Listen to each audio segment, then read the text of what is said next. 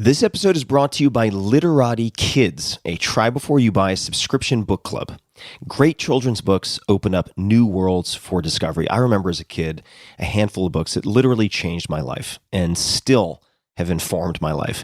With Literati Kids, your child can explore uncharted places every month with spellbinding stories handpicked by experts. Each month, Literati delivers 5 vibrantly illustrated children's books, bringing the immersive magic of reading right into your home.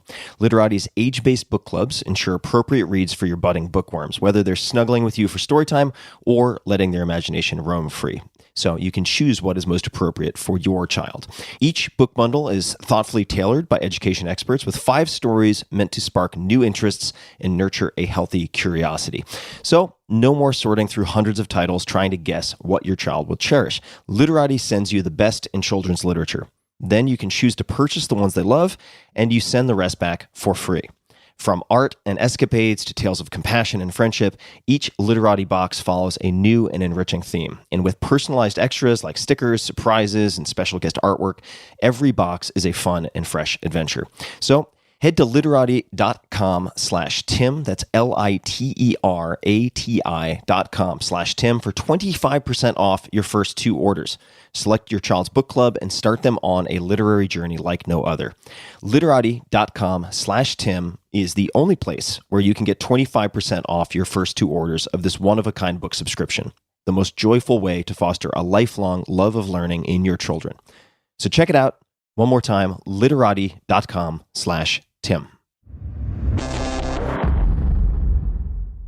This episode is brought to you by Athletic Greens. I get asked all the time what I would take if I could only take one supplement. The answer is invariably Athletic Greens. I view it as all-in-one nutritional insurance. I recommended it, in fact, in the 4-Hour Body. This is more than 10 years ago, and I did not get paid to do so. With approximately 75 vitamins, minerals, and whole food-sourced ingredients, you'd be very hard-pressed to find a more nutrient-dense and comprehensive formula on the market. It has multivitamins, multi-mineral greens complex, probiotics and prebiotics for gut health, an immunity formula, digestive enzymes, adaptogens, and much more. I usually take it once or twice a day just to make sure I've covered my bases if I missed anything I'm not aware of. Of course, I focus on nutrient-dense meals to begin with. That's the basis.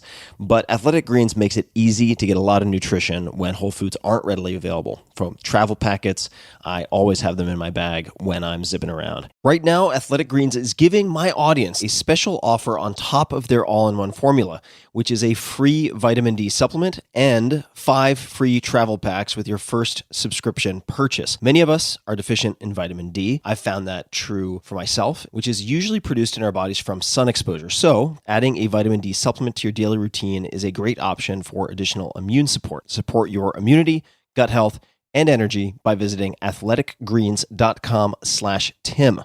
You'll receive up to a year's supply of vitamin D and 5 free travel packs with your subscription. Again, that's athleticgreens.com/Tim. Optimal minimal. At this altitude, I can run flat out for a half mile before my hands start shaking. Can I ask you a personal question? Now would seem an appropriate time. What if I did the opposite? I'm a cybernetic organism, living tissue over metal endoskeleton. Tim Ferriss Show. Hello, everyone. Welcome to the Tim Ferriss Show, episode 500. I am your host, Tim Ferriss. I'm not Tim Ferriss.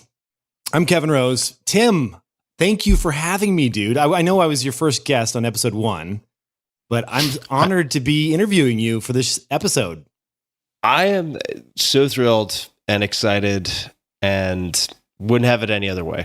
So I am stoked to be reunited.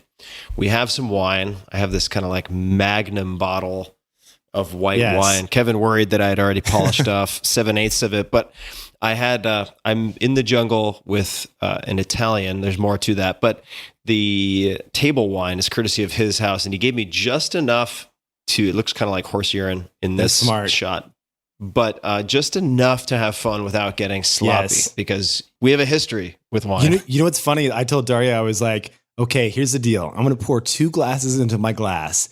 And I don't care if I'm texting you, do not bring the bottle back down. Like, do not do it. And so I totally screwed up and I brought the bottle and it's sitting next to me now. But Nice. It was a good plan for as long as it lasted.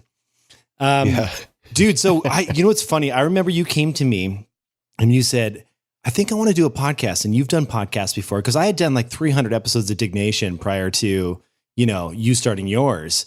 And I remember, this is horrible, but it's true. I remember just being like, Tim, don't do a podcast. It's stupid.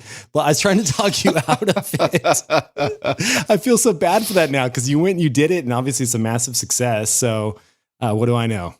But dude, 500. You must have given me some type of good advice, or the bad advice wasn't compelling enough. Yeah. And here we are. And I remember recording that first episode. We were in San Francisco, my first apartment I'd rented in San Francisco, and this huge wooden table. Mm-hmm. And I remember being really nervous. We had all sorts of gear. We had all sorts of fancy, like mixers and everything else. We had somebody helping. My hands were sweaty, and I had a list of questions, a printout. Yeah. And I remember in that first episode, number one, it was per your description, TimTim TalkTalk, because we didn't have a name. And then I remember asking you a question, which was, if you could be a breakfast cereal, what would you be and why? And you went, oh, it's one of those interviews. And I was like, never again will I ask that question. You had to test them out, though. Not every question works. Yeah. So you were new to the game. It was good training. All right. So I saw you take a sip. So you've got your wine. Yeah. So you're drinking the table wine. I'm drinking grocery table wine, Familia Cielo, Cielo, from 1908, Pinot Grigio. And this is what this Italian family has been drinking. Out of my fancy, like 12-ounce water glass, since I don't have any wine glasses. I am doing the 2016 Napa Valley Reserve. It is fantastic white wine. Just a little Chardonnay. Good stuff. Congrats on being guest number 500. And congrats to a long-standing friendship, honestly. It's been... cheers to that, brother. Lots of adventures. So cheers. Yeah. Cheers. Really nice to have continued to deepen and stay in touch over all these years. Absolutely. And I feel like that is probably as sentimental as it's going to get. And you seem to have lots of arrows in the quiver for questions. You gave me a lot of warnings. I warned you via text message, and I have not reviewed anything. So this was the cool thing is I was putting together a Google Doc, and I was like, okay, Tim, we'll share the Google Doc. I'll put some questions in there. Tell me what you think. And he's like, actually, I'd rather do this just sight unseen. Let's just roll with it. So I went out, did a little Twitter post. You retweeted it. We got a few hundred questions there. Also, some of your good friends like Mr. Chris Saka, who's a mutual friend of ours, reached out and sent me some very colorful questions, if you will. Fantastic. So I'm kind of saving those for a little bit. Well, actually, I'm going to start with the Saka one, but some of the more juicier ones are going to be peppered in a little bit later in the show.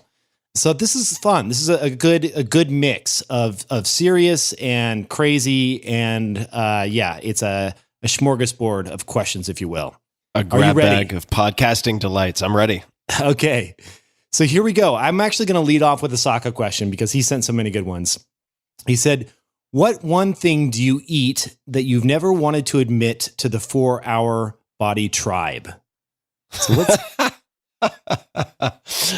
oh, boy. Well, I will say the first thing that comes to mind, because it's a recent example, is if I've had 2 or more glasses of wine and there is pizza within 30 feet of me, it's game over. It's completely game over. So I was having a bunch of pizza, and by a bunch, I mean like 6 to 10 slices, just a few days ago.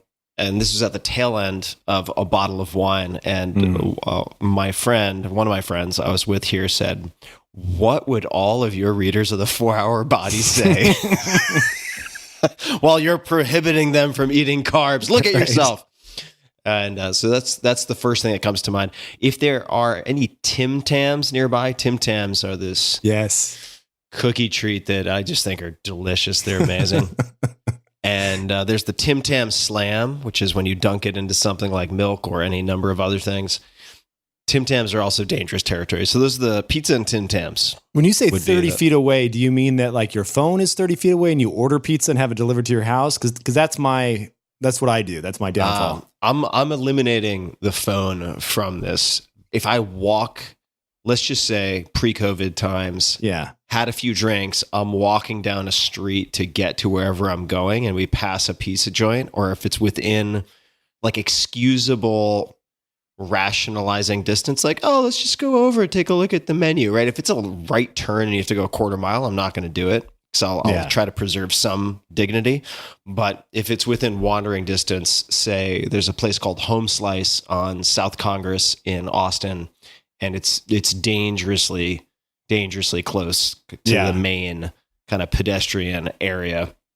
So I would succumb. Yeah, we're in the same camp. If anything was within a couple blocks of my house, it's like game over. Like that's just going to happen all the time. All right. So next question. Love the show. However, it seems that you're constantly searching for the next big life hack, next product that will satisfy, etc. That would be exhausting and would lead to constant anxiety. My question, Tim, have you found peace outside of having things or knowing things? That's a damn fine question. Is this from the interwebs? It is. Yeah. My relationship to self-improvement or thinking about hacks and so on has changed over time. And, the word hack used to not have as much baggage as it now does. So I use that term effectively never these days because it's just established or taken on such a kind of a nasty, negative overtone. But I'll tell a story. I think this illustrates how I'm reorienting quite easily. And that is I was spending time with an incredible, I want to say psychiatrist. He's also, I want to say an ordained minister. I may be getting some of the details wrong here. Maybe it's a master's of divinity. I don't know. Named Bill Richards. And Bill Richards is well known also for being one of the most experienced, let's call it guides or facilitators above ground in the psychedelic world. So he's facilitated hundreds of sessions along with a woman named Mary Cosimano, who's equally impressive in so many ways and just an incredible human being. And I spent time with Bill. He's supervised years and years of sessions, both pre-prohibition, meaning pre the Controlled Substances Act, and post.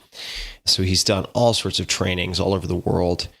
And there were two things that stood out from that conversation immediately. Number one, I asked him what books he could recommend for learning more about the process of guiding, the protocols they use, And he said, so the problem with books? And I was like, what's the problem with books? And he said, too many words.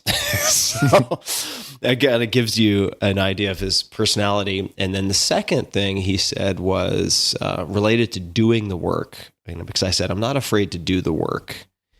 And he said, well, what's so tricky about doing the work? And I asked him what it was that was so tricky. And he said, well, there's a very thin line between doing the work and just picking on yourself.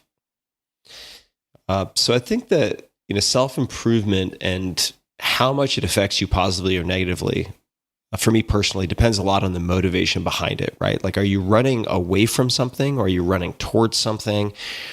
Are you finding problems with yourself or problems in your life just because you've been rewarded throughout your life as a problem solver? I think that's true for me. It's true for a lot of people. You're just good at solving problems. So you get really good at finding problems.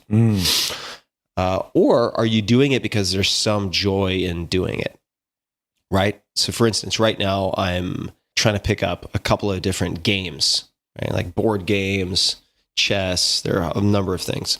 And I find those really fun. So I'm improving my thinking and so on, looking at a game of complete information like chess, and learning about classical games and all this stuff. Legal's Mate, I think, is one that I learned yesterday, which is just gorgeous with 2 knights. And I'm a novice, but I'm having so much fun doing it.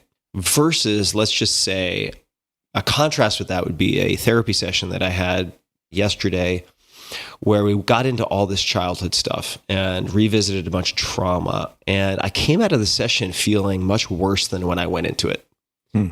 And it occurred to me that I think that we can feel like we're doing a good thing sometimes when we're suffering and grinding, but that does not by default mean that we're doing something worthwhile or improving.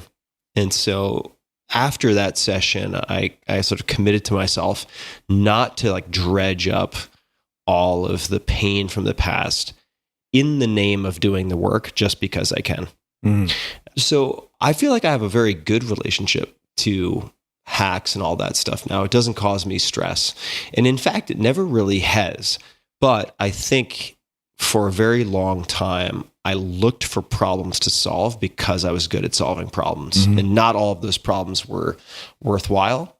And many of those problems were just masochistic, if that makes any sense. It does. How do you apply this though to actual products? Like, for example, you do the 5 Bullet Friday, really famous newsletter. You're finding all kinds of stuff. I imagine people they just send you free stuff. Like if you have any kind of following, it's like very common on the internet. People want to try and send you things to check out. Like, how do you not just accumulate a bunch of crap? Like I find that every little object you own is some type of subconscious like burden. It's just like just storing it is a burden. It's just psychic drag. It's like imagine dragging all that shit around behind you in like a net. So what do you do? What do you do there? Because you must see and get so much stuff. Like, how do you clear that out? How do you not try out the latest product? Yeah, number one is I really don't encourage people to send things to me. I mean, you know this because for better or for worse, you've turned into my unpaid executive assistant. So people try to go through you, and I'm just like, nah, I'm good. I'm good for now. And what I'll very often do, number one, I have policies.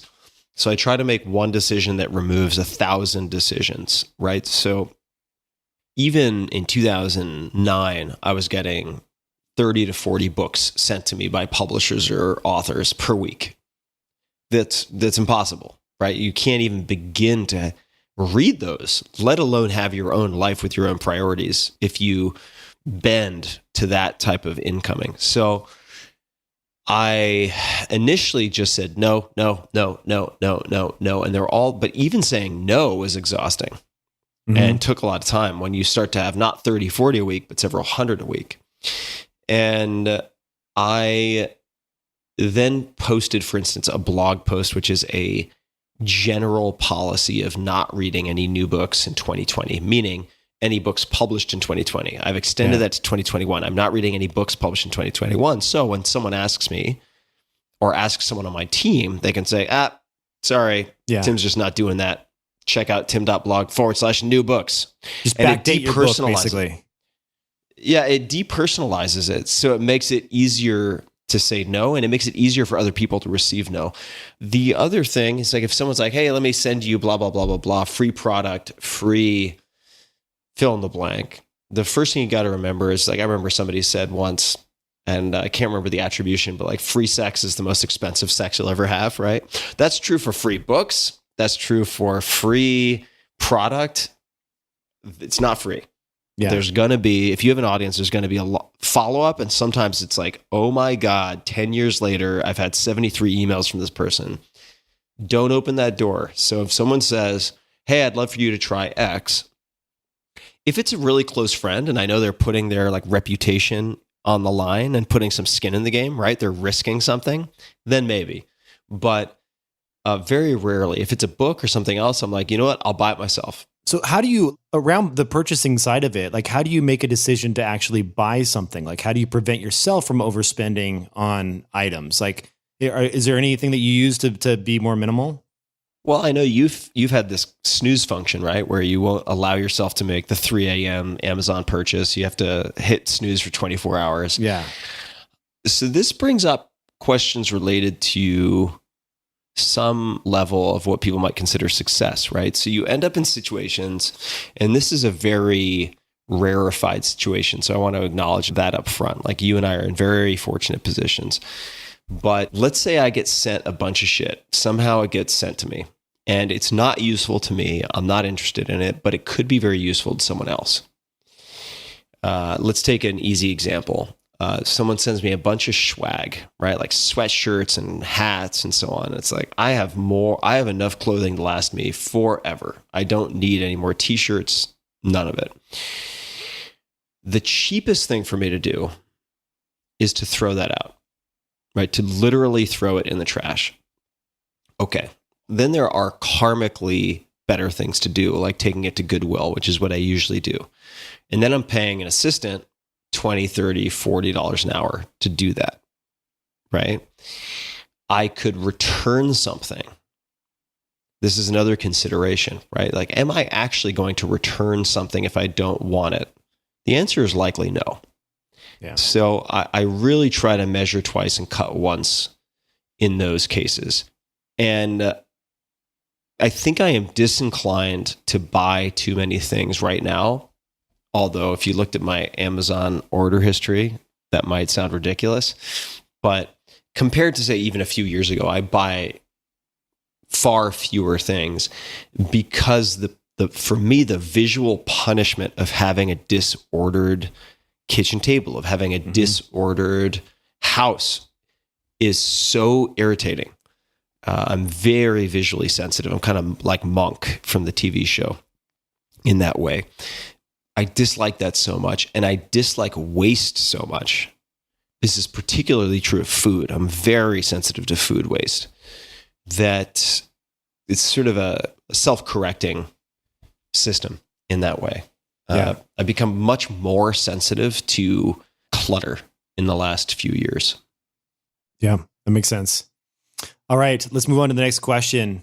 Is there any advice you used, given to you, or that you have given in the past that wasn't the best? Not trying to be a troublemaker. I'm just wondering how high performers know when to course correct, e.g. abandon faulty notions. Does that make sense? Very good. Yeah, it does make sense. That's a very good, and it's a very important question, right? Because you always get advice from people who have done well, or you see advice from people who've done well, and there's a survivorship bias, right? It's like the Warren Buffett parable of sorts. Maybe it's not a parable. Maybe it's a metaphor. I always mix up metaphor and analogy. In any case, maybe it's a simile. I can never keep those straight. But he talks about if you take like 10,000 orangutans and they're flipping quarters, like eventually you're going to end up with one orangutan who is like flipped heads 100 times. And then that orangutan is going to write books about how to flip quarters and beat the stock market. And like, so there's so much chance involved, and there's such a survivorship bias, meaning you only see the advertisements for the mutual funds that survive in a magazine like Barron's or whatever. It's important to ask that question. And I'm saying all of that to buy myself some time because I know those must exist. I'll give one. I had an incredible aversion to any type of investment in publicly traded equities, in stocks, until just a few years ago. You know this. You've watched this, right? Were you telling people not to invest in stocks, or was this something someone told you?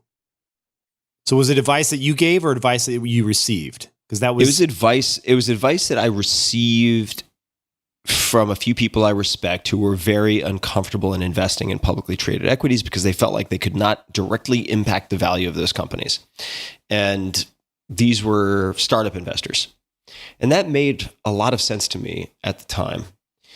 And that logic still makes sense, right? Like, what am I going to do to increase the market cap and the price per share of Tesla, right? Like very, very little. I mean, I suppose my audience is large enough that maybe for a day I could like register a blip, maybe, but really not much. And my thinking has become more nuanced, right? Because the argument that I can't have a substantial impact on the price per share, therefore I shouldn't invest, is kind of two parts, right? So the assumption that I can't have a substantial impact on price per share, that's valid. But does that therefore lead to the conclusion I should not invest? I think there are other considerations. So thinking about timeline, right? So if I'm trying to invest in a company over 6 months, I have zero confidence or very little confidence unless there's a huge drop for some reason that I think is unwarranted. But if it's over a 2-3 year time horizon and I don't feel any pressure to trade, then I've become much more comfortable investing in a handful. Got the wine burps already after one glass. I feel much more comfortable investing in a handful of companies that I feel are kind of inevitable, unless they're grossly mismanaged. Like from a tech trend perspective, they're kind of inevitably going to do decently well over a 2 to 3 year period. So how did you know when to course correct though? That was actually a really interesting part of the guy's question is like, as a high performer, like, you know, it's easy to get really kind of into someone's advice, especially if it comes from someone that's like super vetted and you really believe in. Like, when did you decide like this is bad advice? I need to change this. Yeah, you're good at this. You should interview people.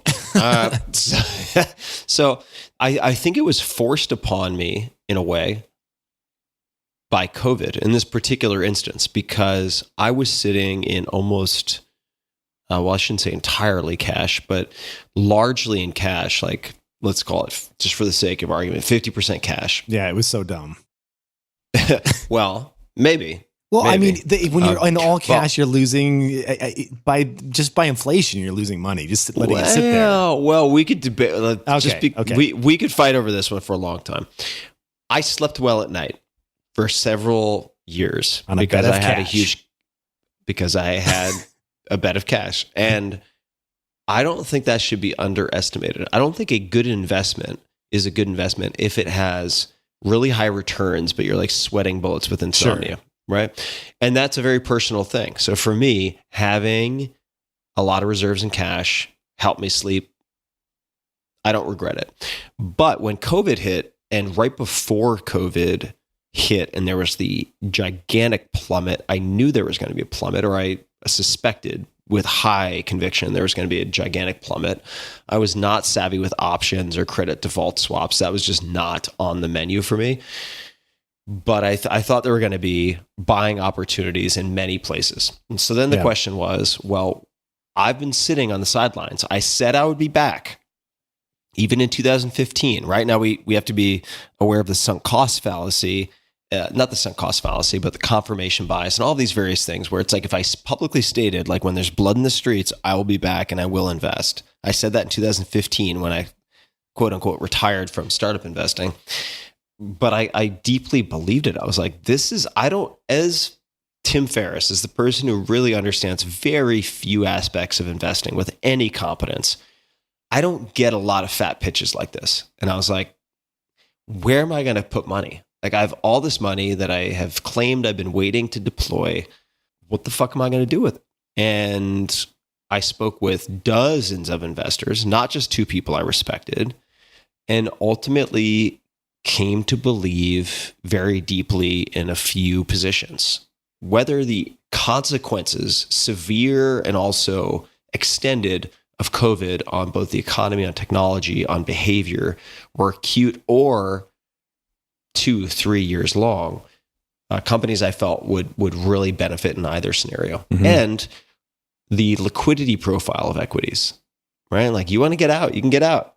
You might get kicked in the balls from a tax perspective, et cetera, but you have liquidity, unlike a lot of the stuff that we do, right? Like, you put money in and like you are in, like your chips are on the table for 5 to 10 years. We both have examples that are way past 10 years.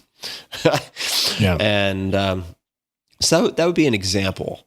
The example is interesting, not because equities, not because the stock market, not because blah, blah, blah. It's the process. Right. And I was lucky to have a forcing function. I will say, here's another one. I have really relied on dietary interventions and exercise and so on for manipulating my blood markers, right? My blood tests for a long time. And if you look at my lipid profile, so let's just say my cardiac and lipid profile, genetically speaking, I have terrible software for a few things. Like, it doesn't matter if I'm vegan. I've tried that for a period of time just to see what it did for my blood. It doesn't matter if I'm fasting. I've done tons of fasting. Pure keto. Doesn't matter if I eat all meat. I've tried all these things, and I've looked at the blood tests. And my ApoB count and various other things are terrible. They're so bad. Dude, you and me both, man. It sucks. Yeah. Yeah, and it's just like, look, my dad's had a heart attack. My uncles have had strokes and cardiac issues. This is we just got dealt a really shitty hand from a cardiac perspective. And I've never considered going on medication like ezetimibe is the one I'm considering long-term or indefinitely. But after doing cardiac calcium scoring, which is 0 currently, but also angiograms and all of these things that are more nuanced and provide more detail, I've kind of changed my tune. I think there is a point where the risk benefit ratio leads one to the conclusion that it makes sense, right? And this is true with also like the vaccines, right? I think COVID vaccines make overwhelming sense for a very high percentage of the population. Yeah. So that would those would be 2 examples. Yeah, that's great. Awesome. Just a quick thanks to one of our sponsors, and we'll be right back to the show. This episode is brought to you by Wealthfront. Did you know if you missed 10 of the best performing days after the 2008 crisis, you would have missed out on 50% of your returns? Don't miss out on the best days in the market. Stay invested in a long-term automated investment portfolio. Wealthfront pioneered the automated investing movement, sometimes referred to as robo-advising, and they currently oversee $20 billion of assets for their clients. Wealthfront can help you diversify your portfolio, minimize fees, and lower your taxes. It takes about 3 minutes to sign up, and then Wealthfront will build you a globally diversified portfolio of ETFs based on your risk appetite and manage it for you at an incredibly low cost. Wealthfront software constantly monitors your portfolio day in and day out, so you don't have to. They look for opportunities to rebalance and tax loss harvest to lower the amount of taxes you pay on your investment gains. Their newest service is called Autopilot, and it can monitor any checking account for excess cash to move into savings or an investment account. They've really thought of a ton. They've checked a lot of boxes. Smart investing should not feel like a roller coaster ride. Let the professionals do the work for you. Go to wealthfront.com/Tim and open a Wealthfront investment account today, and you'll get your first $5,000 managed for free for life. That's wealthfront.com/Tim. Wealthfront will automate your investments for the long term, and you can get started today at wealthfront.com/Tim. All right, another question. I'll let you try and guess who this one is from. Ends with Aka. When was the last time when was the last time a blood or urine sample was stored in your fridge? That's a good one. Because there was a time when you open up your fridge and it's like a 6-pack of beer. There's just urine everywhere. Like there's urine, blood, stool samples were the best with the biohazard marker on it. Yeah, you have to be very careful in the Ferris household. You also really don't want to take any supplements until you confirm that the label corresponds to what is actually in the bottle. You have to be very I remember I went to your cautious. bathroom. I was in your house. I went to the bathroom one time, and like I don't know, you had the cupboard open or some shit, and I look up and it's like a freaking Walgreens, dude. Like you had thousands of supplements. I was like, how does he take all this stuff? I mean, I guess you just were accumulating over time. Yeah, it's been accumulated over time. I also have dramatically reduced the number of supplements that I take. But all right, so as far as blood and urine samples go, I haven't stored any of that in the refrigerator for a long time.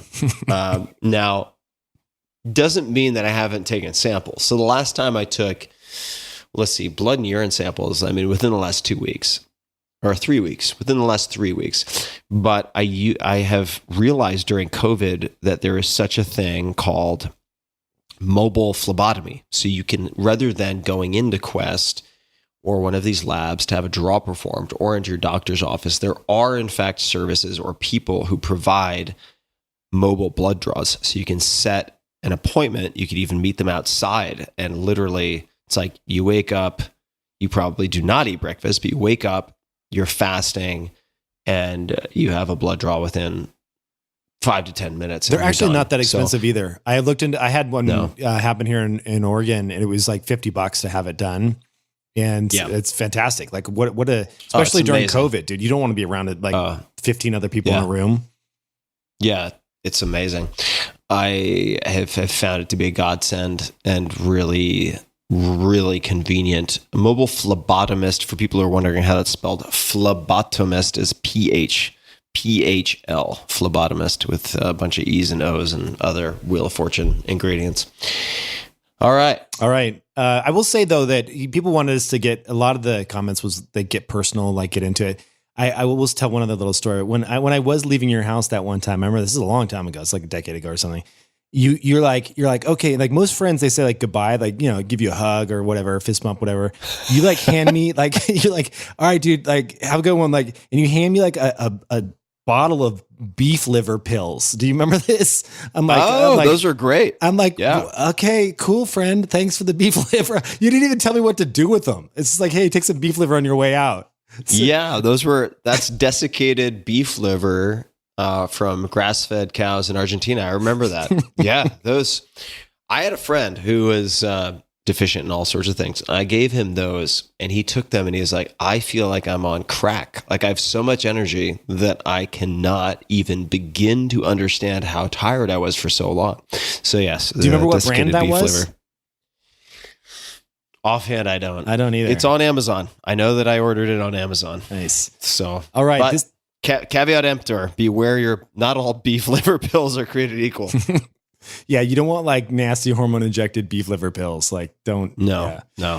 All right. So, going a little bit more sensitive. I wish we had like some background music that we could play while this kicks in. I bet we can figure out some background music. Yeah, that's like a nice. We'll make it happen. Sweet. You have the resources. How did you meet and fall in love with your girlfriend? Just a quick note from the editor in post-production. This is Tim. I had to cut part of this one for privacy reasons, but I love you all very much. Now, back to our show. That's amazing. Which is a strong hand. Like, that's a good move. And I was very interested. So texted her, we had a drink. We met up, and rest is history. That's amazing. That was quite a few years ago. So let me ask you a question though, because your fans are gonna want this. I have to do it. I apologize, Tim.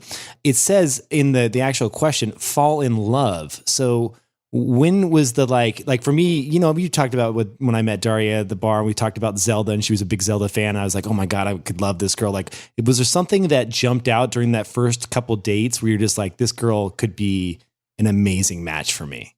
Oh, it was, and again, what were the traits? Like, was there anything that you jumped out as like a common movie, like something she said that was funny? Like, what was it that like started to check those boxes for you? You know, it was none of that. It was none of the data points or things she said. Like, oh, we have that in common. Oh, our values are aligned. It was more of a feeling. Like, I felt very at ease with her. I felt like I didn't need to have my defenses up. I felt like I was very confident there were no ulterior motives. That is the hugest thing for you, dude. That's awesome. Yeah. Yeah, I just felt very comfortable. And she was so playful and funny and light. Basically all the things I'm not most of the time. And she also gave me so much energy. You know what I'm talking about. Like, that's a big deal. Yeah. Right. Like there are people who drain your energy, and there are people who give you energy. And there are some people who are maybe neutral, but I think over time, as you interact with more people, as you get older, certainly as you develop an audience of any type, you become much more sensitive to that because you're much more exposed to it. Yeah. And she just gave me so much energy.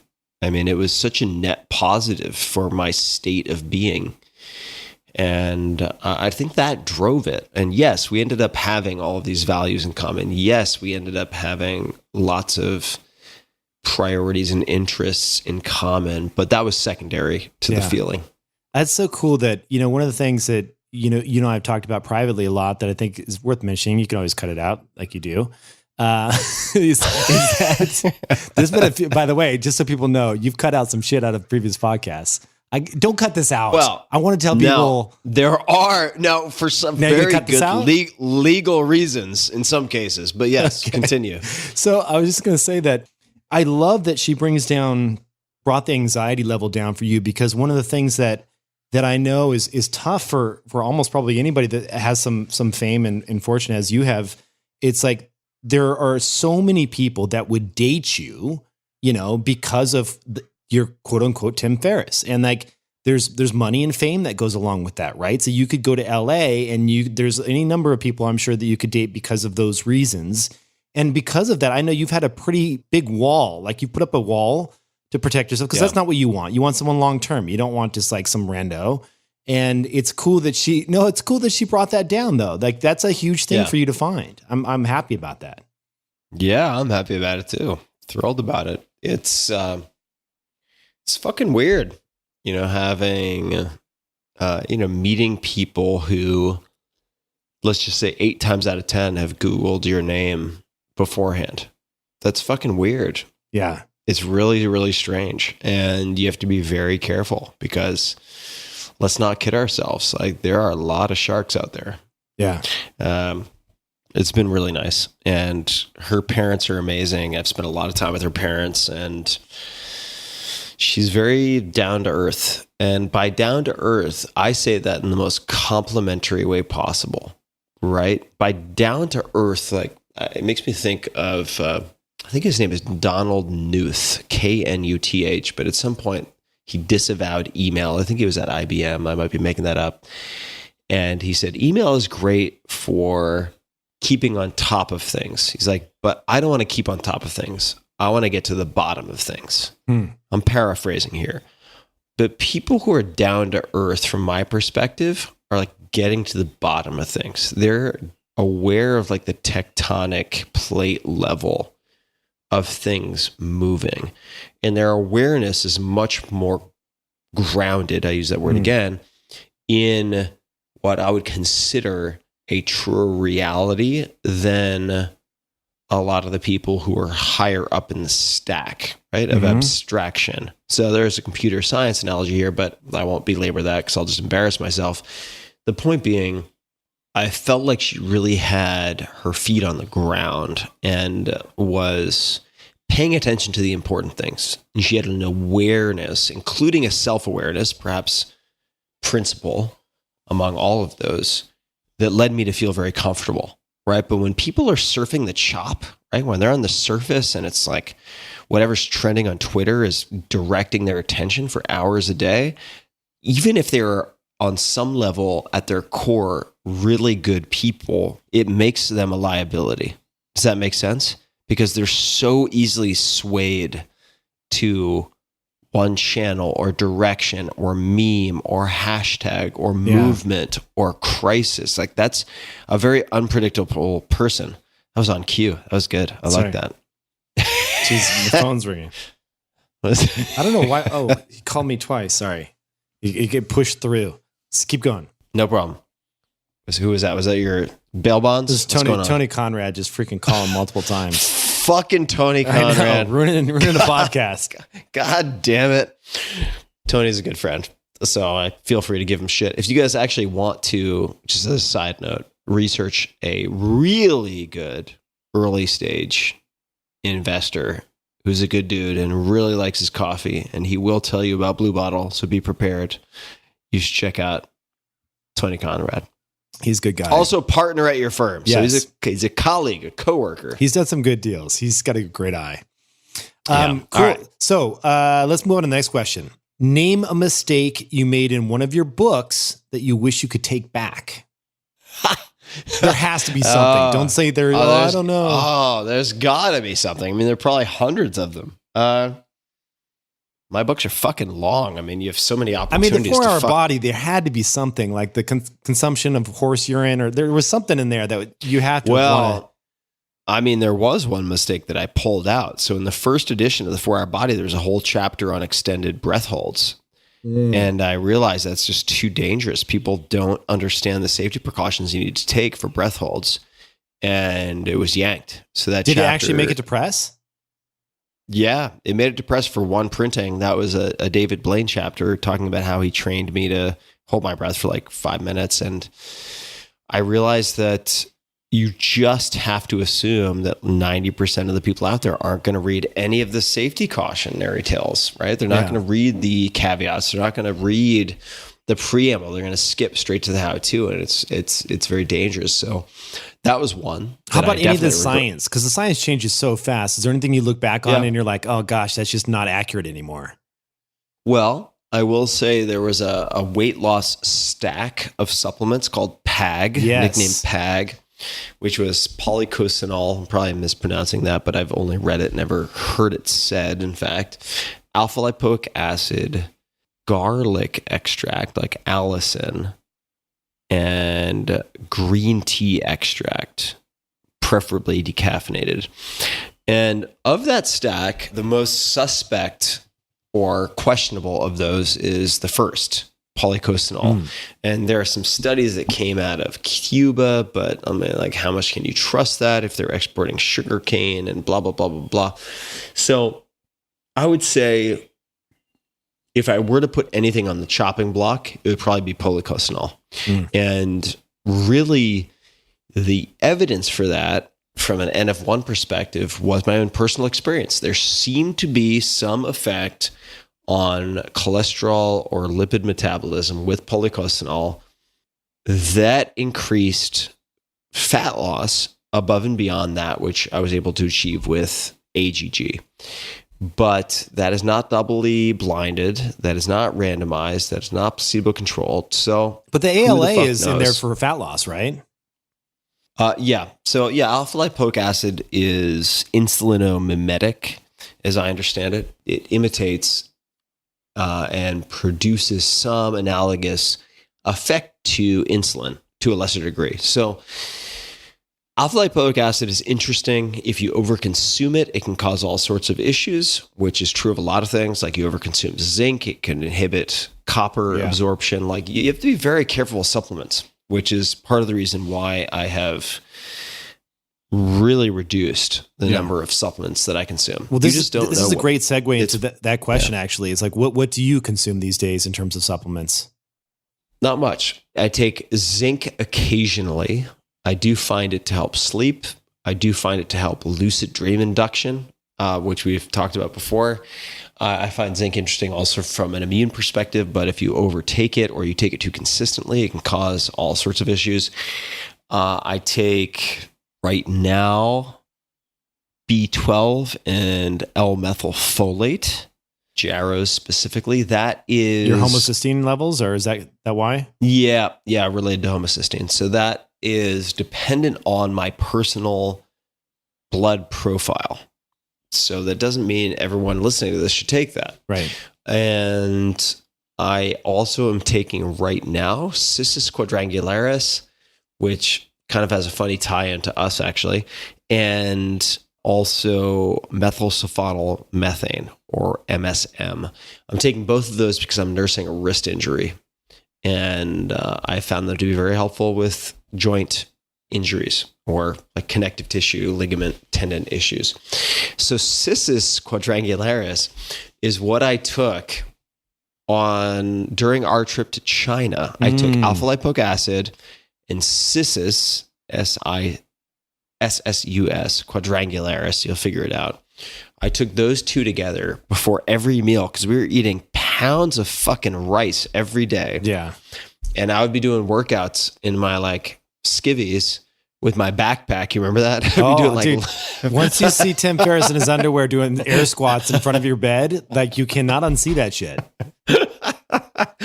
And you said something to the effect of like I said, quit doing air squats in your fucking underwear in front of my bed. Well, there was that. There was that for sure. And then there was also like, we're just getting fatter and fatter and you're getting more and more ripped. That's right. What the fuck is going on? That was the most confusing part because we were like a week into the trip and Glenn and I are just fat as shit from all that rice, and you're like six packs are popping out. It was crazy. Yeah. So I'm taking that stuff again, but not for the fat loss, for the potential joint assistance.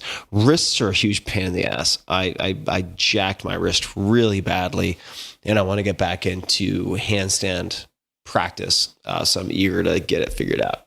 All right. Actually, I want to stay on that for one more quick topic. Someone was asking, how is your body these days? You talked about your wrist, but these are 3 questions real quick. Do you still practice 4-hour body? And what is your approach to longevity? So is there any practices that you're doing now on the longevity side, kind of transitioning out of the, I just need to put mass on, but more on the, I want to live longer? Yeah. I would say those are probably inversely proportionate, right? Yeah. Right. The more you try to put mass on, the shorter you're probably making your life, if you're doing it over an extended period of time, at least.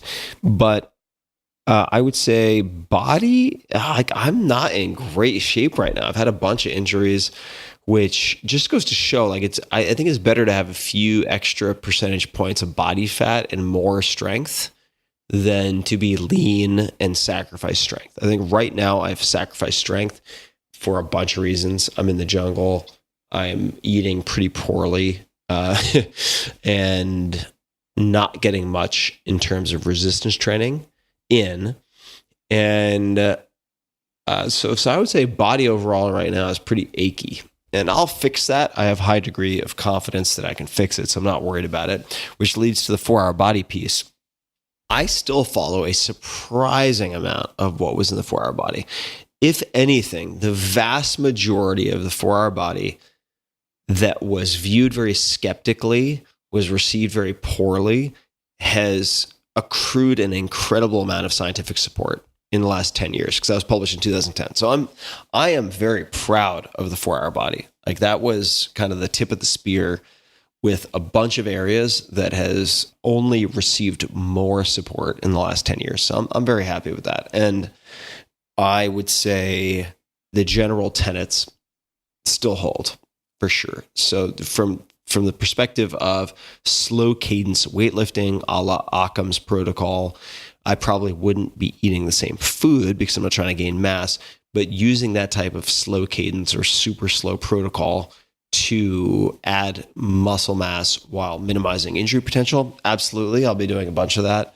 And then there's a bunch of stuff from Tools of Titans. So let's not forget that Tools of Titans was basically my update to 4-hour work week, 4-hour body, and 4-hour chef simultaneously. And there's a bunch of stuff in Tools of Titans related to, say, glute medius training, related to gymnastic strength training, and so on, acro yoga, that I view as a really important component of what I do these days for physical longevity. Yeah. Meaning, like, how old you feel, I think, is how old your joints feel very often. And aside from that, though, like with the longevity stuff, like, am I using metformin? No. Am I using rapamycin? No. Would I consider it? Maybe at some point. Yeah. But the most likely thing to kill me is heart disease. So really, I can focus on so-called longevity drugs. But for me personally, those longevity drugs might take the form of something like an ezetimibe.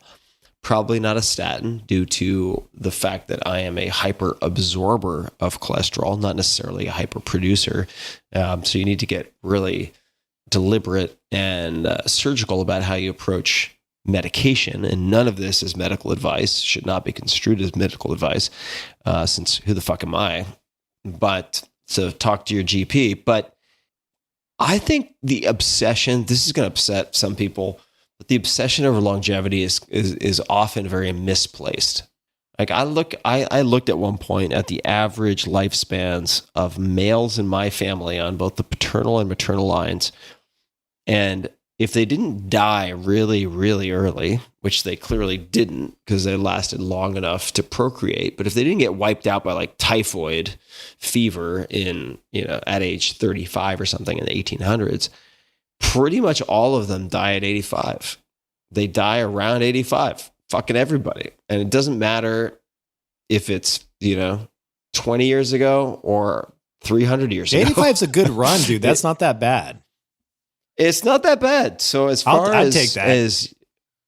So as far as pulling straws, like, I didn't get the short straw. I didn't get the shortest straw, but in the striving for immortality, I'm glad there are people who are preoccupied by it and are spending time on it. All things equal, which is never the case, by the way, but all things equal, would I prefer to live to 120 versus 85? Yeah, why not? Sure.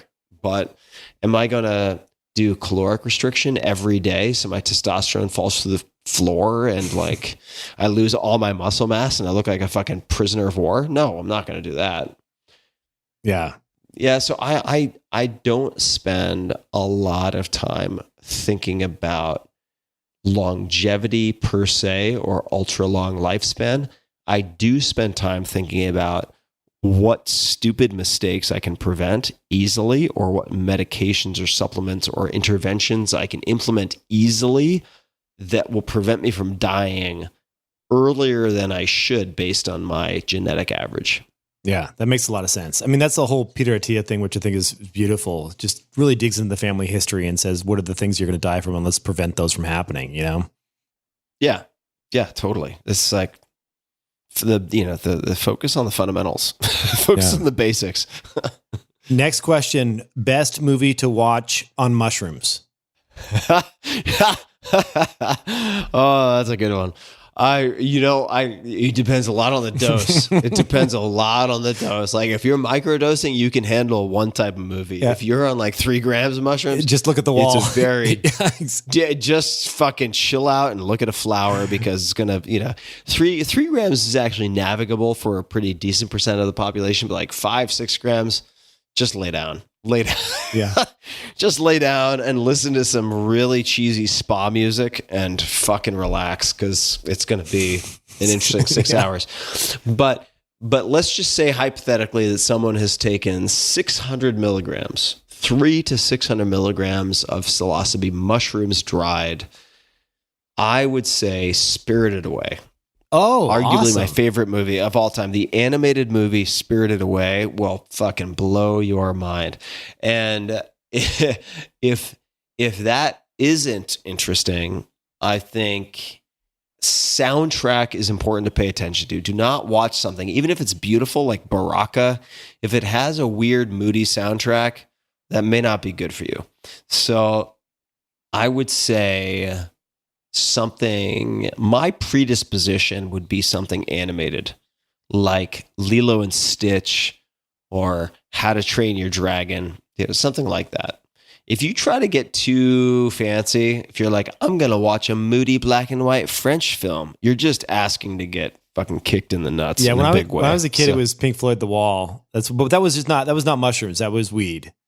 So I think that'd be a little too intense for mushrooms. Different. Yeah.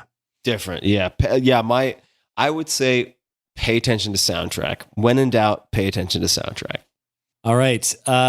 Next question. What is something you have failed at but haven't spoken of? People just want to know about your failures, man. Yeah, they want all the lowlights. Episode number 500, the lowlight reel. Let's see. Something I've failed at but haven't talked about. Has there, you did this series where you went and did a bunch of episodes, you hack things really quickly, and you're so good at like consuming books and like getting to the meat of what something is and figuring it out. There has to be something where you were just like, I want to figure this out, and you just fucking suck at it, right? Well, I mean, honestly, episode 1 of the Tim Ferriss Experiment, when I did parkour, which was my insistence, I was like, we're going to do parkour first, episode 1.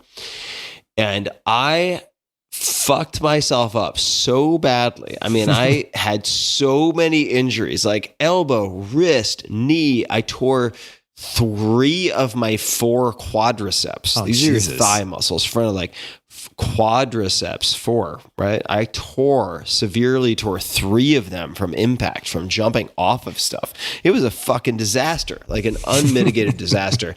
And I don't think I've talked about that much. And so I insisted with, in retrospect, the most idiotic reasoning ever, that we would do parkour first. And what that meant was we had 13 episodes to film. We were filming every fucking week without a vacation for 13 weeks straight. And the first week, I basically became a cripple. Like I fucking ruined myself. It was so bad.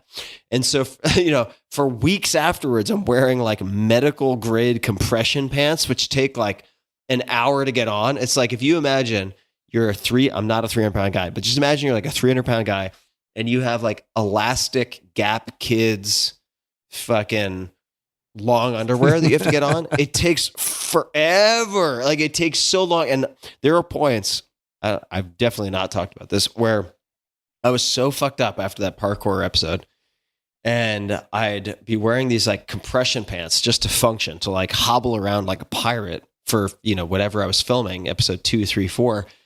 And I would get so tired, and they took like 45 minutes to get off. Maybe an exaggeration, but they took fucking forever to get off. It'd be like an extra small wetsuit that you have to get off your legs. And I would be so tired that I'd be like, I'd get it down to like my mid calf, and I'd be like, fuck it. And I would just lay down on the bed, like with these compression pants around my ankles or my shins, unable to get them off. And I would just sleep. I would just sleep with these things around my ankles. So that's one that comes to mind. That's a good one. There are many. Yeah, there are many, but that's a colorful one. That's amazing. When it happens, what type of dad do you want to be? Ooh, that's a big one. When it happens, what kind of dad do I want to be?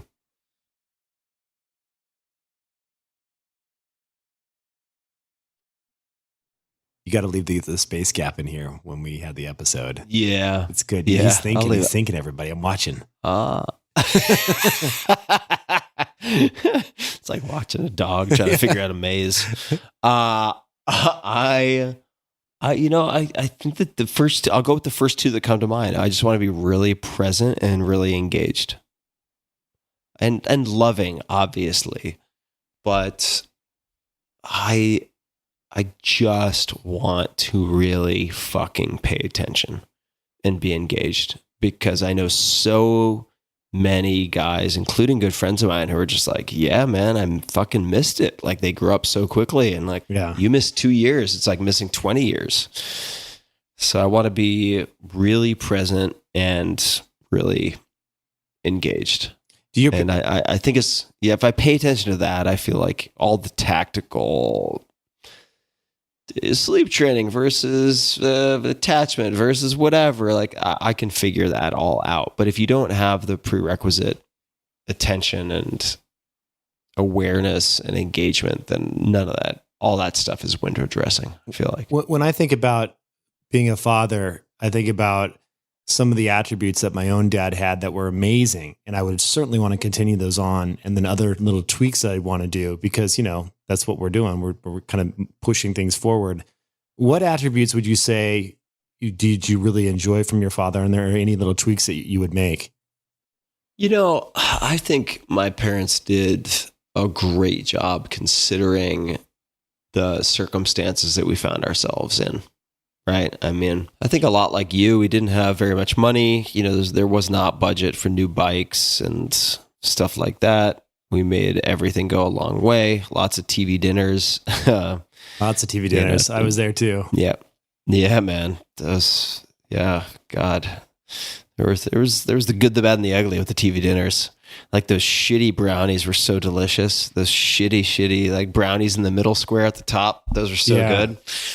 And the fried chicken was good, but some of the TV dinners not so great. We did a lot of Dinty Moore beef stew in my house. That was good. Oh, nice. I love that Dinty Moore. And there were all these special moments, like some of the celebratory, like if something big happened, and then we had a celebratory dinner, we go to Red Lobster. I remember Red Lobster. We'd have virgin daiquiris and like, immediately get brain freeze, and then eat those fried mozzarella sticks. And they were so fucking good. So, like, I feel like my parents did a really good job on a lot of levels. I will have the benefit of more time, right? So if I in any way say I don't have time, or I feel like I don't have time, I just want to plant the seed now that is utter horseshit, right? Like, we make time for the things that matter. And I'm in a much better position than my parents were financially. Did your dad work a lot? Did he travel a lot or work a lot, or what was it like? He didn't travel a lot. My mom and dad worked a lot, and I'm good at working, right? Like, you and I are both good at playing certain games, and it's very challenging, for me at least, to sit on the sidelines or switch games when you've spent so much time getting good at certain games. Yeah, that's part of the reason I'm in the middle of nowhere right now, is to just create a little bit of space and prevent myself from overcommitting to a bunch of new projects just because I have a void or a vacuum. And I'm excited about the fatherhood, about being a parent. I'm excited for you. I think it's gonna be a fun chapter.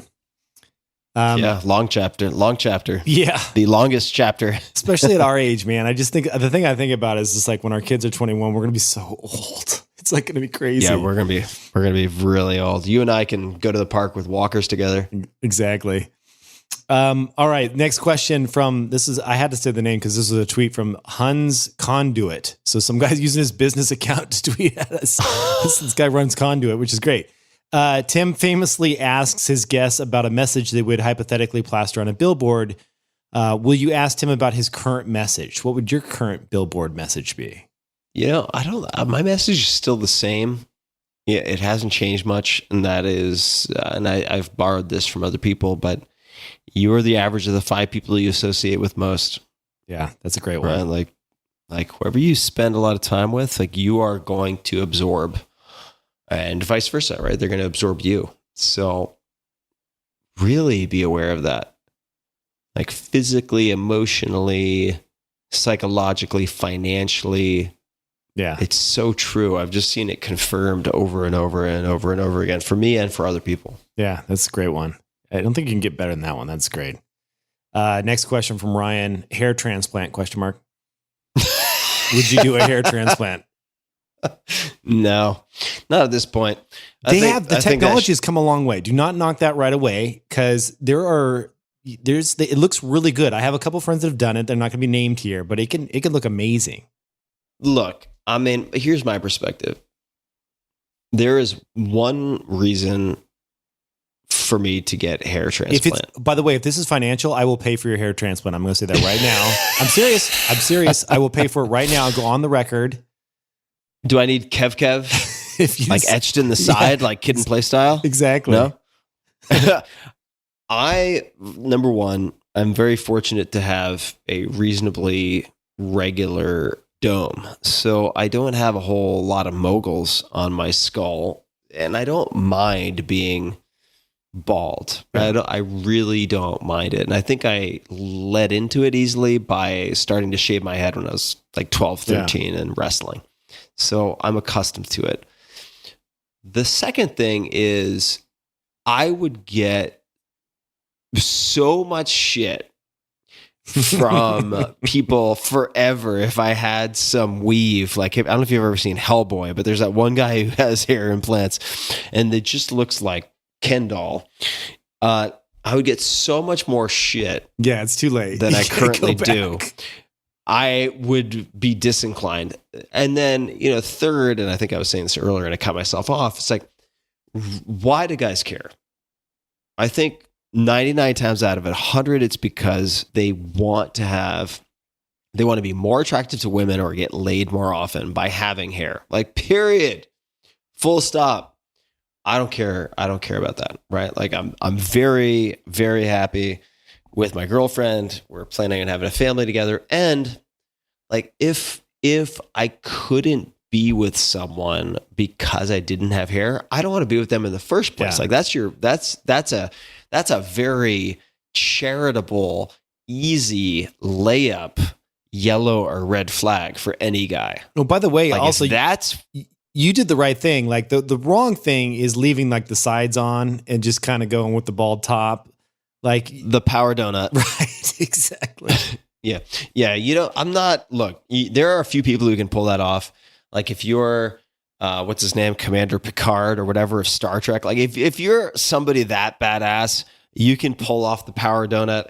If you're a hedge fund manager who just gives zero fucks and is a master of the universe, and you're just like, look, I can move global markets and decimate currencies with one twitch of my pinky finger. Great. Then like keep the power donut. I do not have the confidence or the wherewithal or the skill set or the power to make that work for me. So, well, it looks great. It's nice and shiny right now. The light's hitting in the right direction. Thank you. It's beautiful. It has a healthy sheen to it, like a dog coat. All right. Moving on to the next question. your favorite episode and why. And I will say that with the caveat that we you can mention the one that you talked about that was really dear to you that you did a few episodes back. But I think outside of that particular episode about the around the abuse. Yeah. I mean, favorite episode is I get this question quite a bit. It's hard to give a favorite episode because almost all of my episodes have some personal driver behind them. So the reason I do episodes varies so widely that there is objectively no one best. Even subjectively, there is no one best. It has everything to do with what my goals or challenges might be at any given point in time. I think. Let me ask you two questions. Hold on. Let me ask you two questions. Yeah. I think we can hone this in a little bit. Favorite fanboy episode, meaning oh my God, I can't believe I had this person on my podcast. And then I'd also love to know, I know who it is. It's Hugh Jackman, isn't it? Am I right?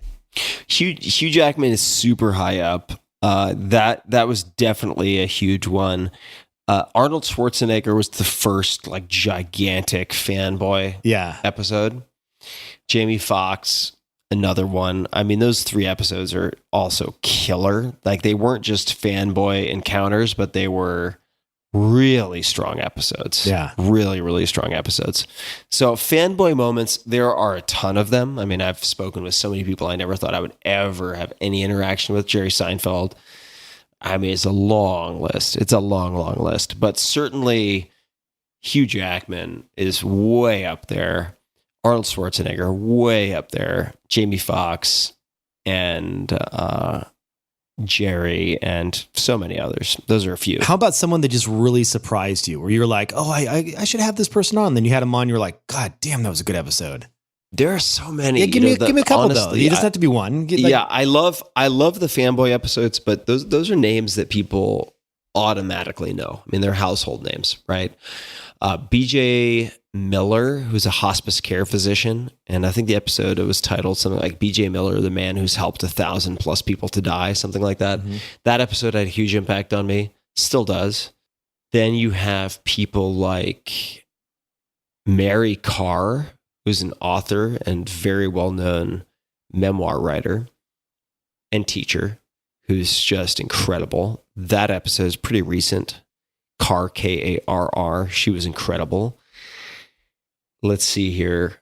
Honestly, I mean, I have to mention again, but just like there are certain episodes like Jamie Foxx or Hugh Jackman where you're like, holy shit, I hope my equipment is working. Yeah, exactly. It's just so fucking good. And you're like, oh my God, if this fails, I will just have to throw myself out a window. I mean, like when I interviewed Elon Musk on my show, I was like, please do not fail hard drive. Like, because we were like recording it. Yeah. Totally. It was crazy. Yeah, there are those moments. For sure. What was it like for you to interview Elon?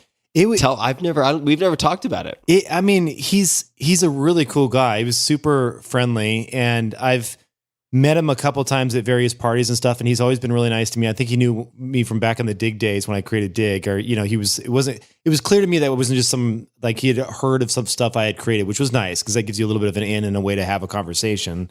I loved it. I thought it was a lot of fun. I mean, I tried to ask him some questions that were just a little bit like not the ones a standard reporter would ask.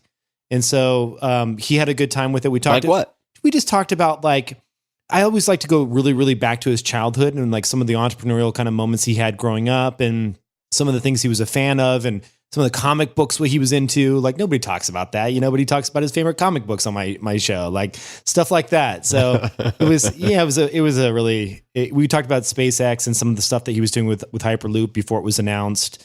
It was awesome. Nice. Obviously, he's quite the icon these days. This was a couple years ago, so Tony Stark, totally in the flesh. All right, moving on to the next episode. The next question: what do you think about all the recent government UFO footage? Is it real? Well, do you believe in UFOs? I don't know if it's real. In the sense, I don't know if the footage is real. I've read way too much about, well-documented programs like MK Ultra with the CIA. And so, I mean, it's very hard to know what is propaganda and what is not. What is the MK Ultra? What is that? This is sort of the deliberate and non-consensual administration of LSD by the CIA as a possible truth serum or destabilizing agent, and all sorts of craziness. And, I've also looked very closely at the Stargate program, which was utilizing remote viewers, or those considered to be remote viewers, so remote perception and all this craziness. So, like, are UFOs real? Fuck, I don't know. I will say this. That's a big question, above my pay grade. I will say this, though, that there are a few places on Long Island that are fairly well known by locals for having what some people consider UFO sightings. And when I was a kid on Long Island, I and a whole car full of people, including like a babysitter and some other people, all saw some weird object like fly across the sky, hover for a period of time, kind of bounce around, and then shoot off at speeds that made no sense. So was that an illusion? Was it caused by some type of weather pattern? Right? Like the lights of Marfa in Texas are supposedly created by some type of phenomenon that can be explained meteorologically. Was it that? Was it test flights with some type of aircraft being performed by the government, which are unknown, unannounced? Was it some type of aircraft from elsewhere? I mean, either way, it is an unidentified flying object. So do I believe in UFOs? Yeah, I believe in UFOs. Are they aliens? Fucked if I know. Like, I have no idea. But, I mean, I remain open to the possibility. Yeah. All right, let's move on to the next question. This one's a little bit harder than last. All right. Have you ever tried Viagra? If so, thoughts? I told you these were going to get intimate here. Yeah, this is great. So I have tried Viagra. I've tried everything. I mean, I've tried just about everything, minus heroin. And I actually had a really scary response to a small amount of Viagra, which was I got a shooting pain, like a axe pick in the brain pain from taking it, which has made me contraindicated from taking. I don't know if Viagra is a phosphodiesterase inhibitor of some type, but I have to be very careful with that stuff because in a small percentage of the population, you can have these massively powerful adverse events. Does that apply to all of like Cialis and stuff like that, or is that just Viagra? I don't know. I'm not sure. Did it work? The fact of the matter is, the Viagra. I mean, not to get too graphic here, but yeah, it was fucking fantastic. I mean, that stuff. Why the hell do you think it's so popular? Like, yeah, it works as advertised. It's like, why do athletes use anabolic steroids? Because they fucking work, right? I mean, like, there are certain drugs that really deliver as advertised. Yeah. You just have to be aware of the possible side effects. I had a really weird experience with that stuff. That stuff is strange. Well, hold on. You can't let that hang. No, so what? Well, I just feel like we're a couple glasses of wine in, trying to ride that fine line.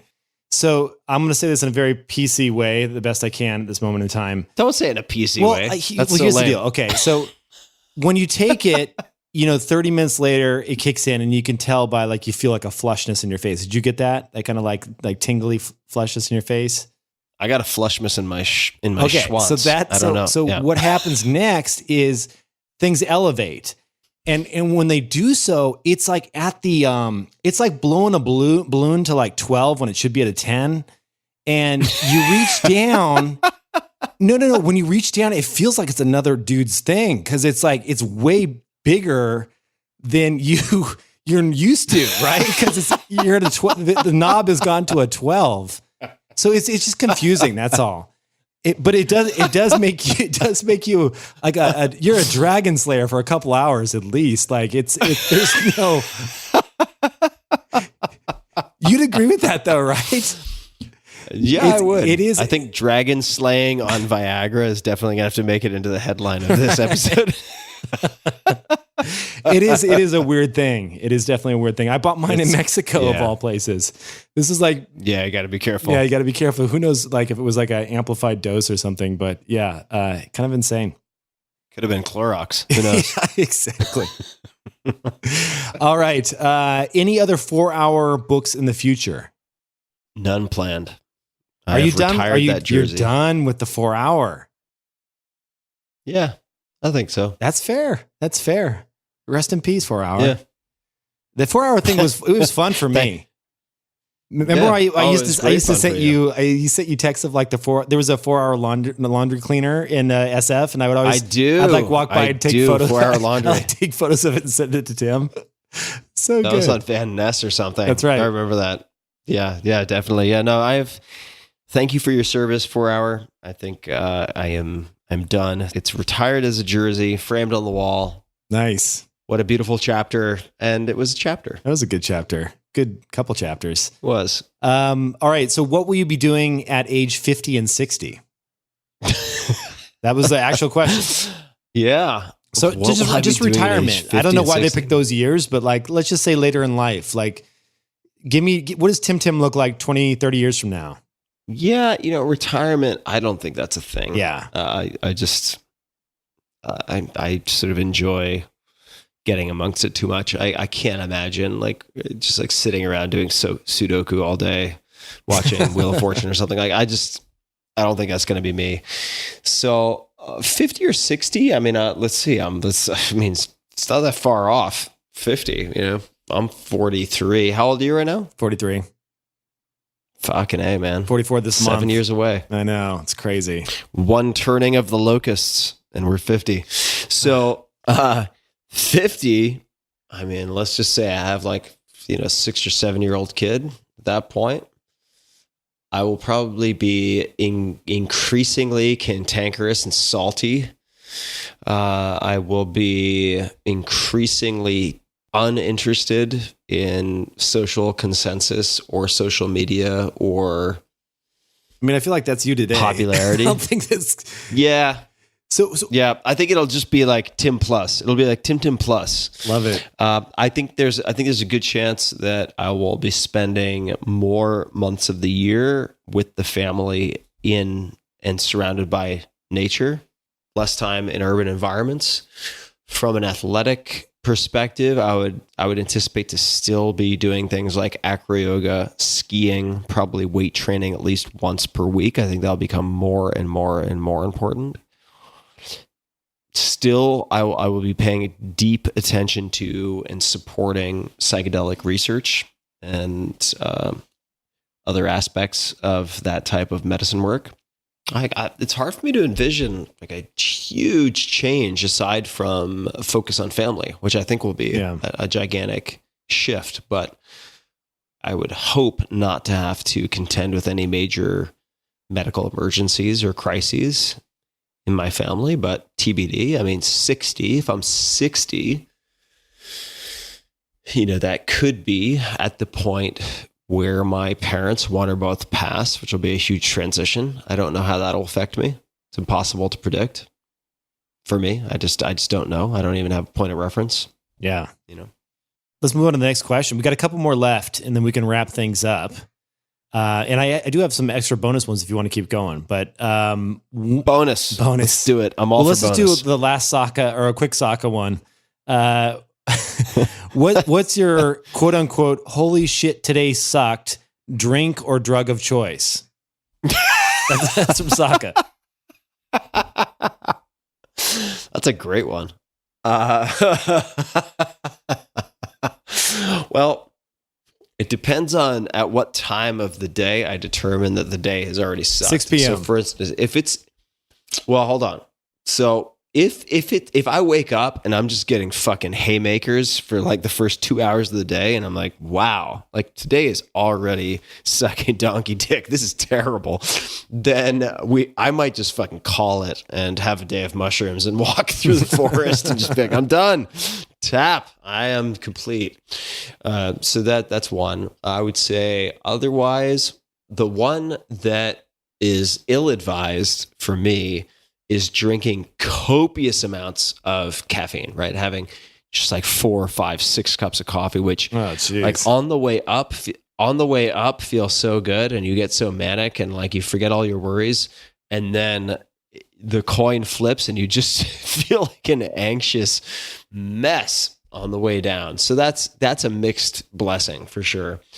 I would say gin and soda, like a Hendrix and soda, or a Casa Dragones, like a tequila and soda at like dusk. So these days, like a 5:30 kind of happy hour, like, you know what? I'm not going to try to like squeak this out and grind for another hour and a half. Like, nope.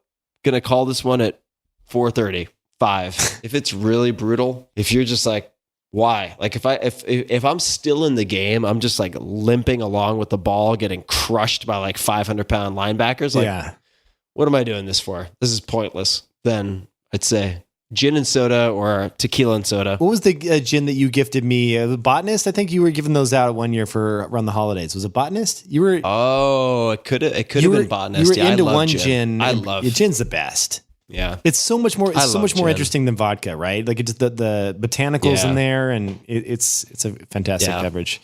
I love clean tequila.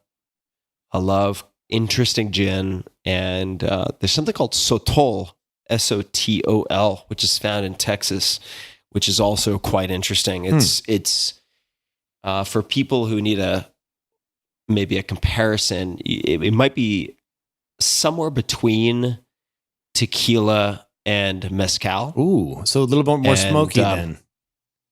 Yeah, but not as hardcore. There's a company called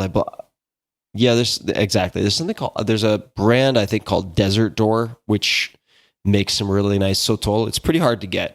I also find that quite interesting, but if you drink enough of that to get plastered, you are going to feel it for sure the next day. Yeah. Oh, bad like hangover type stuff that's going on. It's got that smoky element, right? Same with mezcal. Yeah. I feel like a donkey's kicked me in the forehead. Like ashtray mouth the next morning. Like you're just like, oh, like that. Yeah. Yeah. Like, oh, who had a campfire in my mouth? Right. That one.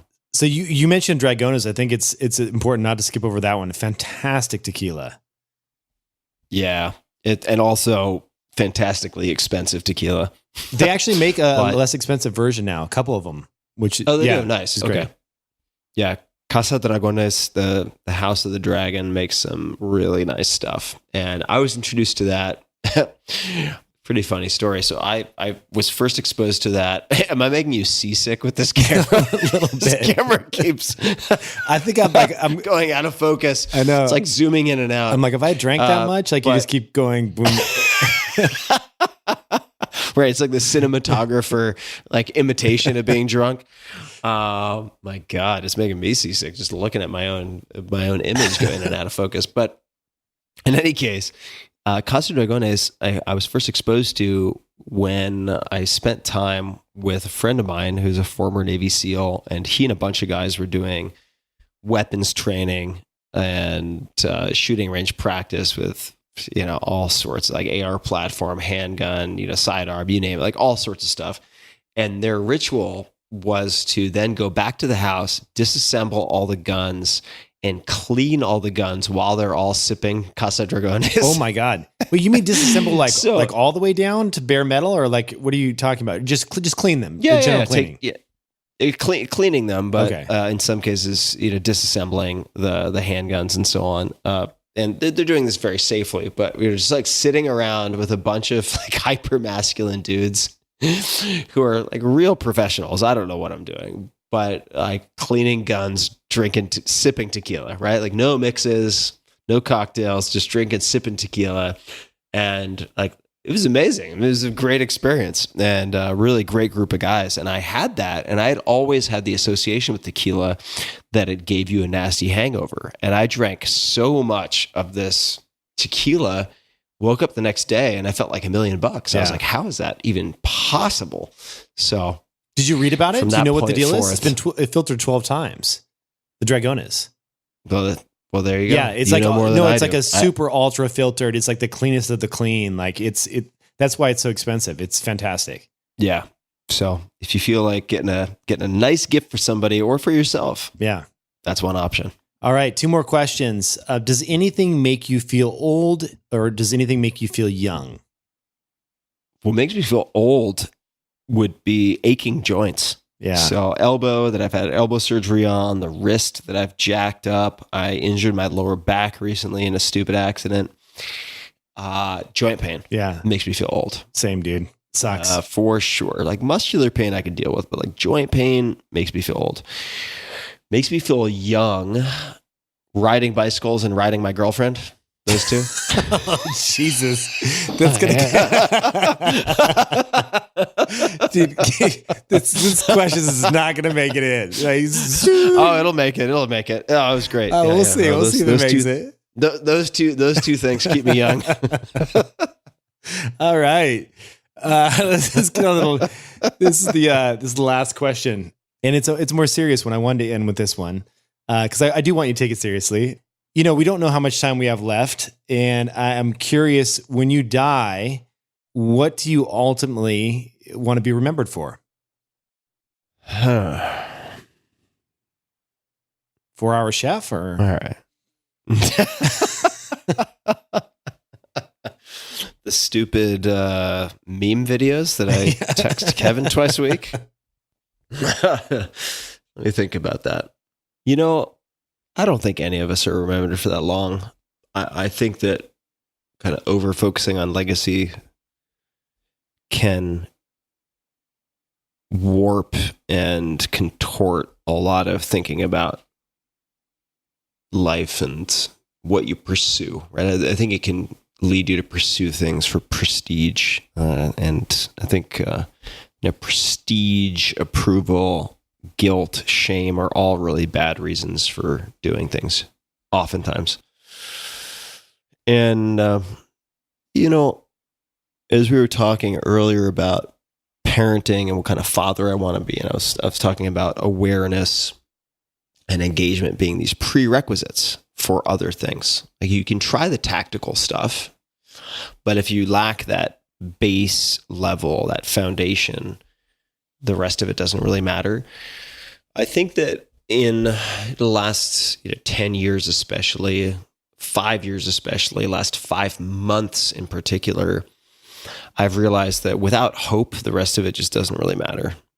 Right. So like you can give someone the prescription, the how to, you should do this, you should do that, but without some level of hope, and hope to me has a slightly different feeling to it than optimism. I think optimism can be a part of hope, but that hope is broader. Without some element of hope, a lot of that other stuff just doesn't matter and gets washed away. So I would like to be, I used to say, when people would ask me like, what would you want to be remembered for? Like, well, on your gravestone. I was like, well, as a sort of creator of master students who are better than himself, right? That was an answer that I had. And I think now it would be as a purveyor and provider of hope, like someone who's providing hope to people who feel hopeless. And not in a misleading, not in a Pollyanna-ish, not in a naive way. Like I'm providing hope because I am a test subject, right? Like I'm a guinea pig. I am someone who's suffered from severe, extended, repeated bouts of depression, who is on the front lines trying to encourage the testing and research of things like psilocybin and others that show incredible promise for these so-called intractable, untreatable psychiatric conditions, whether that's depression or MDMA, assisted psychotherapy for complex treatment-resistant PTSD, right, post-traumatic stress disorder, or opioid use disorder, anorexia, these things that have really found no home from which they can be treated effectively. That would be one example, one dimension to it. So I would say as a seeker, as a fellow needer, and hopefully spreader of hope. Well, that's what I would want. I got to tell you, I think that a lot of people would agree with this statement, in that everything that you've done. I mean, when I first met you was at your book launch party for the 4-Hour Work Week, and then later the 4-Hour Body. Like that, those have all been about hope. They've been about how can I improve myself, and how can I live and do things on my own time and by my own design, and live a healthier lifestyle. And then now taking it to the more philanthropic side of things and working on mental health. Like this is the easy thing for you to accomplish because like you've already done it. Like your career has been all about hope. So I think you inspire a lot of people, and for that reason. So that's great. It's thanks, man.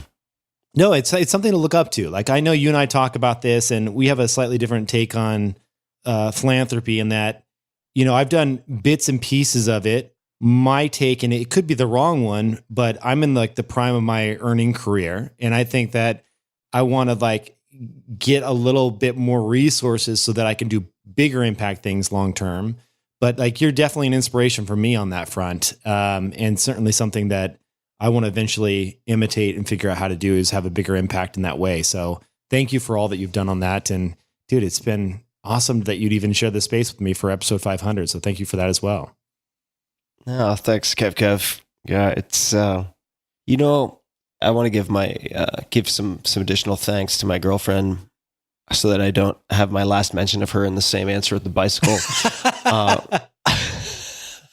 which is, when I was considering what to do about sharing my experiences with abuse as a kid, I told her about the plans for the book, the possible book, which would be years off in the future, and the possibility of then doing a podcast, maybe as a stopgap measure or even a replacement for doing the book, because it would be sooner. And she just made the point that if you looked at the discrepancy between those two, let's say a podcast coming out in a few months and a book coming out 4 or 5 years later, that there would be, and there are many people who would die by natural causes, take their own lives via suicide, or otherwise not ever have access to the book, who would benefit from the podcast. Mm-hmm. And I think that there's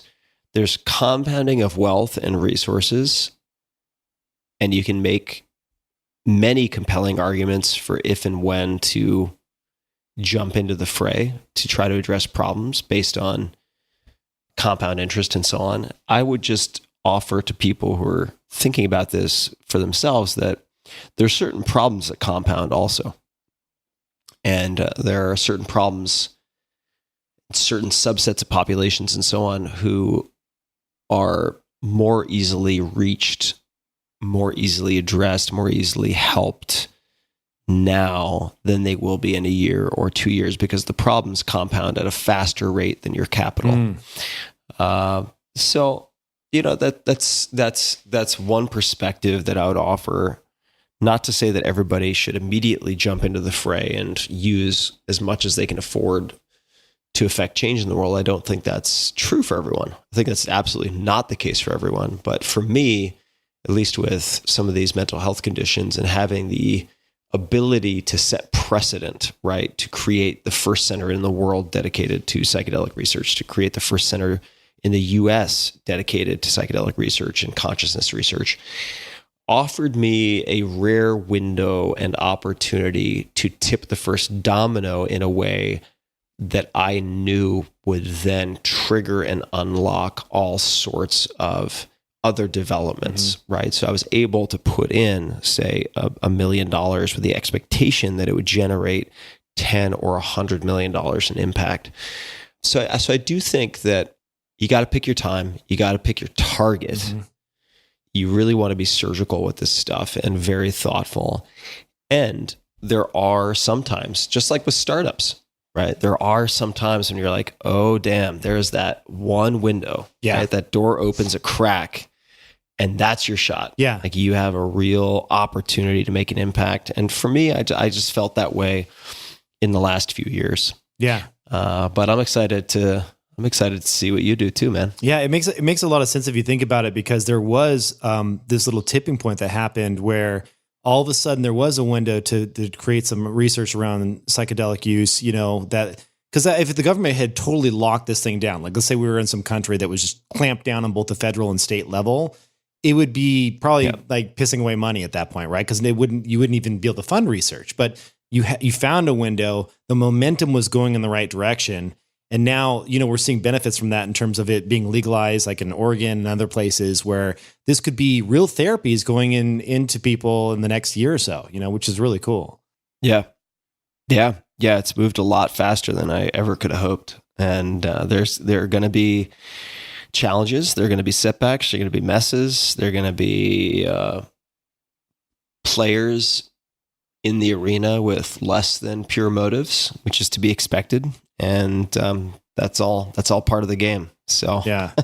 Well, the last thing I want to say is, and I'd be curious to know how you were able to do this in yourself, is that one of the things that I want to push more forward, especially given that I have a couple daughters, and I think that more men should be vulnerable people, like able to talk about, like you've talked about suicide and depression and child abuse and like all these really tough, sensitive topics. And I've certainly talked about couples therapy and the abuse my father gave to my mom and things like that. Like we need to encourage more of that. And I just want to say thanks to you. You've helped me be more open with myself and my audience about those things. And I think it's that like starting that conversation. Oh, if Tim can talk about it, I can too. It's such an important thing that we all need to do.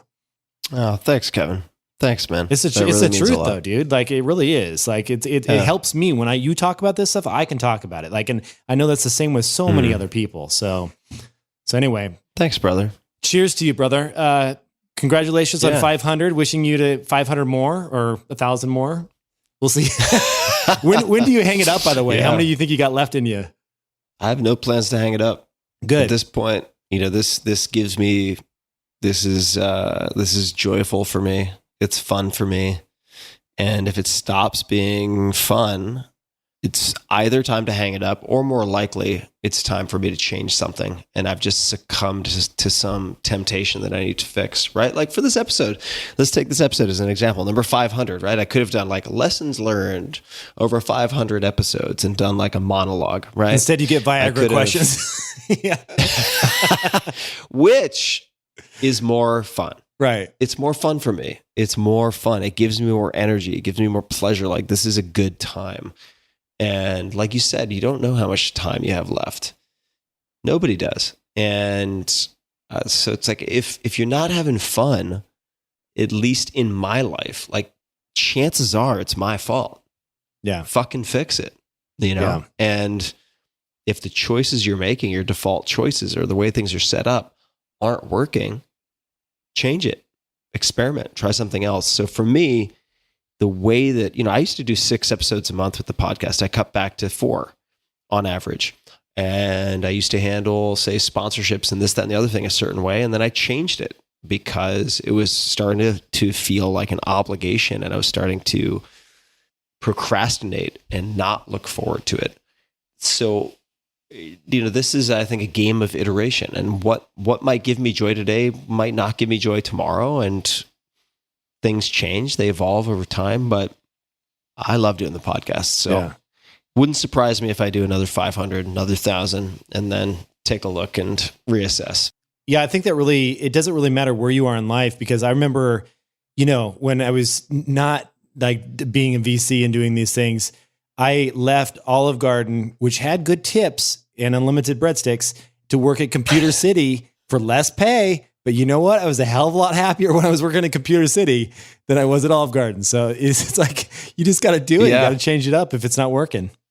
Switch it up. You got to switch it up, man. It's so good to see you. Yeah. I miss you, brother. I miss you too. Would love to see you in person sometime soon. Let's get these shots in the arms and make it happen. Seriously. Exactly right.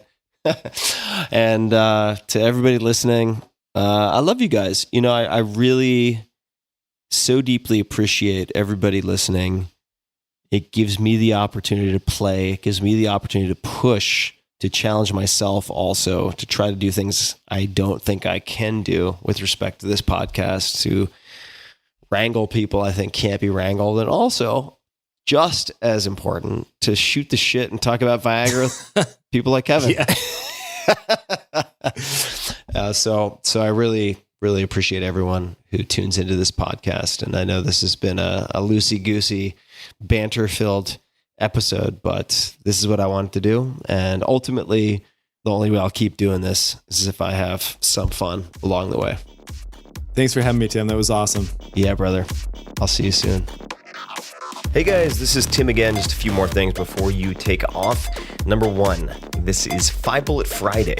Do you want to get a short email from me? Would you enjoy getting a short email from me every Friday that provides a little morsel of fun before the weekend? And 5 Bullet Friday is a very short email where I share the coolest things I've found or that I've been pondering over the week. That could include favorite new albums that I've discovered. It could include gizmos and gadgets and all sorts of weird shit that I've somehow dug up in the world of the esoteric as I do. It could include favorite articles that I've read and that I've shared with my close friends, for instance. And it's very short. It's just a little tiny bite of goodness before you head off for the weekend. So if you want to receive that, check it out.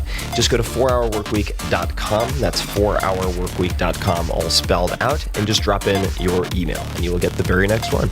And if you sign up, I hope you enjoy it. This episode is brought to you by Athletic Greens. I get asked all the time what I would take if I could only take one supplement. The answer is invariably Athletic Greens. I view it as all-in-one nutritional insurance. I recommended it, in fact, in the 4-Hour Body. This is more than 10 years ago, and I did not get paid to do so.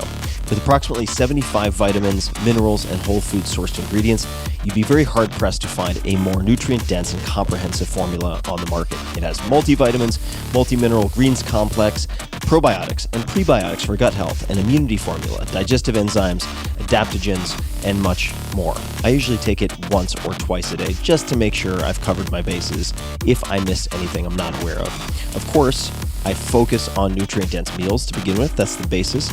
But Athletic Greens makes it easy to get a lot of nutrition when whole foods aren't readily available. From travel packets, I always have them in my bag when I'm zipping around. Right now, Athletic Greens is giving my audience a special offer on top of their all-in-one formula, which is a free vitamin D supplement and 5 free travel packs with your first subscription purchase. Many of us are deficient in vitamin D. I found that true for myself, which is usually produced in our bodies from sun exposure. So, adding a vitamin D supplement to your daily routine is a great option for additional immune support. Support your immunity, gut health, and energy by visiting athleticgreens.com/Tim. You'll receive up to a year's supply of vitamin D and 5 free travel packs with your subscription. Again, that's athleticgreens.com/Tim. This episode is brought to you by Literati Kids, a Try Before You Buy subscription book club. Great children's books open up new worlds for discovery. I remember as a kid, a handful of books that literally changed my life and still have informed my life. With Literati Kids, your child can explore uncharted places every month with spellbinding stories handpicked by experts. Each month, Literati delivers 5 vibrantly illustrated children's books, bringing the immersive magic of reading right into your home. Literati's age-based book clubs ensure appropriate reads for your budding bookworms, whether they're snuggling with you for story time or letting their imagination roam free. So you can choose what is most appropriate for your child. Each book bundle is thoughtfully tailored by education experts with 5 stories meant to spark new interests and nurture a healthy curiosity. So no more sorting through hundreds of titles trying to guess what your child will cherish. Literati sends you the best in children's literature. Then you can choose to purchase the ones they love, and you send the rest back for free. From art and escapades to tales of compassion and friendship, each Literati box follows a new and enriching theme. And with personalized extras like stickers, surprises, and special guest artwork, every box is a fun and fresh adventure. So head to literati.com/Tim. That's LITERATI.com/Tim for 25% off your first 2 orders. Select your child's book club and start them on a literary journey like no other. Literati.com/Tim is the only place where you can get 25% off your first 2 orders of this one-of-a-kind book subscription, the most joyful way to foster a lifelong love of learning in your children. So check it out. One more time, literati.com/Tim.